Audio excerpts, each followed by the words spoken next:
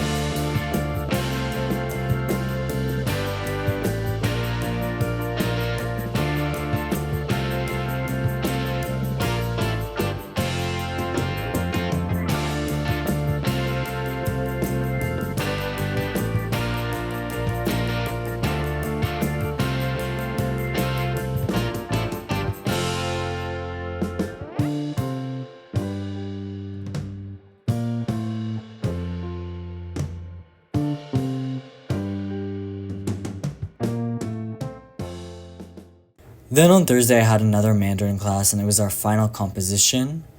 After that, I got lunch on campus with my friend from the class, and then that afternoon, I went to a study spot to lock in because I had essays to work on since it was the final week.